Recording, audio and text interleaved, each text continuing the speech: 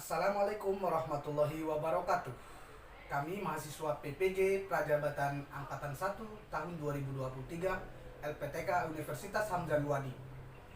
Kami dari kelompok 1 dengan anggota Abdul Haris Munandar, Aida Rusmana Hadi, Alvina Eka Wardani, Aminullah, dan Arena Iriani.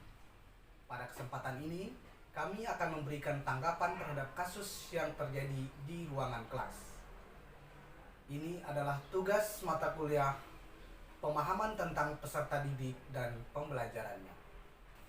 Kasus yang pertama, bayangkan jika Anda adalah seorang guru matematika di dalam kelas 7. Saat ini Anda hendak menyampaikan materi mengenai matematika sosial, yakni mencari nilai rata-rata atau min. Untuk memudahkan peserta didik dalam memahami pembelajarannya, Anda mencoba membuat urutan atau langkah-langkah yang perlu diikuti oleh peserta didik agar dapat mencari nilai rata-rata pada sebuah soal. Kemudian, Anda meminta kepada peserta didik untuk mengerjakan soal yang Anda berikan. Hasilnya, peserta didik mampu mengerjakan dengan benar sesuai dengan langkah-langkah yang telah Anda siapkan. Beberapa saat kemudian, Anda meminta kepada peserta didik untuk mengulangi soal tanpa melihat urutan pengerjaan soal. Anda meminta kepada peserta didik untuk mengerjakan soal yang Anda berikan. Hasilnya, peserta didik mampu mengerjakan dengan benar sesuai dengan langkah-langkah yang Anda siapkan. Beberapa saat kemudian, Anda meminta kepada peserta didik untuk mengulangi soal yang sama tanpa melihat urutan pengerjaan. Dan peserta didik mampu mengerjakannya dengan benar. Pertanyaannya adalah, apa yang membuat peserta didik mampu mengerjakan soal dengan baik pada percobaan kedua tanpa melihat urutan atau langkah pengerjaan soal? Sebagai seorang calon guru, dalam kegiatan belajar seperti apa metode di atas dapat diterapkan? Kemudian, teori apa yang berhubungan dengan kasus ini? Mari kita bahas pertanyaannya satu persatu. Pertanyaan yang pertama, apa yang membuat peserta didik mampu mengerjakan soal dengan baik pada percobaan kedua tanpa melihat urutan atau langkah pengerjaan pada soal? Kegiatan yang dilakukan oleh guru tersebut merupakan salah satu penerapan teori belajar behavioristik, karena yang dilakukan guru berfokus pada perubahan perilaku peserta didik sebagai hasil dari proses pembelajaran, di mana stimulusnya adalah contoh soal yang diberikan dan respon adalah bisa mengerjakan soal dengan benar. Lalu pertanyaan selanjutnya, sebagai seorang calon guru, dalam kegiatan belajar seperti apa metode di atas dapat diterapkan? Mari kita elaborasi jawaban kita dengan menceritakan teori yang berkaitan. Cara yang dilakukan oleh guru pada kasus di atas sudah cukup baik diterapkan pada peserta didik yang memiliki gaya belajar visual. Akan tetapi, kurang tepat untuk peserta didik yang memiliki gaya belajar kinestetik. Sebagai seorang calon guru, kami akan melakukan pendekatan dengan menghubungkan materi pembelajaran dengan kehidupan nyata. Metode yang digunakan adalah pembelajaran kontekstual atau contextual learning, di mana pembelajaran kontekstual adalah konsep belajar yang membantu guru mengaitkan antara materi yang diajarkan dengan situasi dunia nyata siswa dan mendorong siswa untuk membuat hubungan antara pengetahuan yang dimilikinya dengan penerapan dalam kehidupan sehari-hari.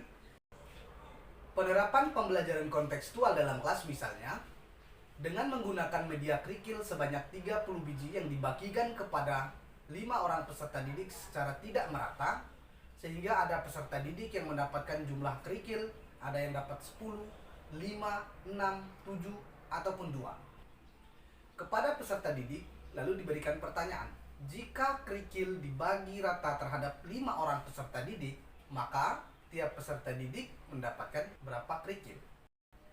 Kasus selanjutnya, kasus yang kedua, di mana Rina adalah seorang guru di kelas 1 SD. Sebagian peserta didik belum bisa berhitung dengan lancar. Rina sedang memikirkan cara yang sesuai untuk membantu setiap peserta didiknya menyelesaikan tentang belajarnya.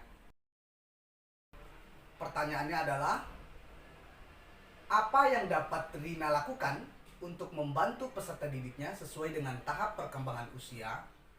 Kemudian pertanyaan selanjutnya, mengapa Anda menyarankan hal tersebut? Teori apa yang berhubungan dengan kasus ini? Mari kita bahas pertanyaannya satu persatu. Untuk pertanyaan pertama, apa yang dapat Rina lakukan untuk membantu peserta didiknya sesuai dengan tahapan perkembangan usia? Rina sebagai guru kelas 1 SD mempunyai tugas terpenting untuk menerapkan konsep dasar berhitung agar dapat membuat murid-muridnya lancar dalam berhitung. Untuk melakukan hal tersebut, Rina harus memperhatikan tahapan perkembangan usia. Rina dapat melakukan beberapa hal berikut yang kami tawarkan. Yang pertama, pendekatan konkret, pendekatan bermain, pendekatan visual, dan latihan berulang. Lalu, mengapa Anda menyarankan hal tersebut? Teori apa yang berhubungan dengan kasus ini? Teori perkembangan kognitif Piaget, khususnya pada tahap operasional konkret, menekankan pada pentingnya pengalaman dan visualisasi konkret dalam pembelajaran anak, di mana anak kelas 1 SD cenderung berpikir konkret, sehingga Rina perlu memastikan materi dan pendekatan pembelajaran sesuai dengan tahap perkembangannya. Selain itu, pendekatan bermain juga mencerminkan pendekatan konstruktivisme dalam pendidikan yang menekankan pada peran aktif peserta didik dalam mengkonstruksi pengetahuannya sendiri melalui pengalaman interaktif dan pemahaman konsep melalui pengamatan langsung. Pendekatan ini tentunya membantu anak belajar matematika dengan lebih efektif dan menyenangkan. Kasus yang ketiga, di mana Made adalah seorang guru yang mengajar di salah satu sekolah negeri di wilayah Bali. Ia mengampu mata pelajaran bahasa Indonesia. Ia hendak mengerjakan materi teks deskripsi pada peserta didiknya. Pada buku cetak yang menjadi panduan saat mengajar, terdapat beberapa contoh teks deskripsi mencerminkan tentang bangunan-bangunan perencakar langit yang ada di ibu kota. Dengan memperhatikan latar belakang setiap peserta didiknya, Made pun mencoba untuk memberikan contoh berbeda. Ia memberikan contoh teks deskripsi tentang pantai dan makanan khas Bali. Pertanyaannya adalah, menurut Anda, apakah pertimbangan dan keputusan Made sudah sesuai? Mengapa demikian? Prinsip apa yang Made gunakan dalam kasus tersebut? Mari kita elaborasi jawaban kita dengan menyertakan teori-teori yang berkaitan. Pada kasus ini, pertimbangan dan keputusan Made untuk memberikan contoh deskripsi kontekstual tentang pantai dan makanan khas Bali sudah tepat dan didasari pertimbangan yang baik. Tentunya, Made mempertimbangkan latar belakang peserta didik dan menyesuaikan materi pembelajarannya agar lebih relevan dengan pengalaman dan keadaannya. Pendekatan ini tentu sejalan dengan prinsip kontekstualisasi dalam pendidikan. Pada kasus tersebut, Made menerapkan prinsip kontekstualisasi dengan memberikan contoh teks deskripsi tentang pantai dan makanan khas Bali. Hal ini tentu ada hubungannya dengan latar belakang peserta didik yang tinggal di Bali. Dengan memilih topik yang relevan dengan kehidupan sehari-hari, Made menjadikan pembelajarannya lebih bermakna dan menyenangkan bagi peserta didik. Mereka lebih mudah menyerap informasi dari teks deskriptif dan menghubungkannya dengan pengalaman pribadinya. Lalu prinsip apa yang Made gunakan dalam kasus tersebut? Mari kita elaborasi jawaban kita dengan menyertakan teori yang berkaitan. MADE memperluas wawasan peserta didik terhadap berbagai jenis teks deskripsi dengan memberikan beragam contoh dari buku cetak yang berfokus pada gedung-gedung percakar langit di ibu kota. Hal ini memberikan mereka pengalaman dengan mengidentifikasi dan menghasilkan berbagai teks deskriptif. Suatu keterampilan yang sangat berguna dalam proses pembelajaran bahasa.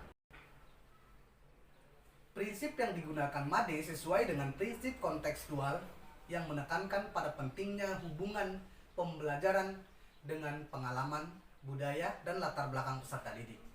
Prinsip ini memahami bahwa peserta didik belajar lebih baik ketika materi pembelajaran relevan dengan dunianya sendiri. Kontekstualisasi memudahkan peserta didik untuk memahami, menginternalisasi, dan menyimpan informasi yang dikerjakan. Itulah tadi beberapa pembahasan mengenai memberikan tanggapan terhadap kasus di ruang kelas oleh kelompok 1. Terima kasih sudah menyaksikan video ini. Semoga video ini bermanfaat untuk kita semua. Kami dari kelompok 1 mengucapkan terima kasih atas perhatiannya. Wassalamualaikum warahmatullahi wabarakatuh.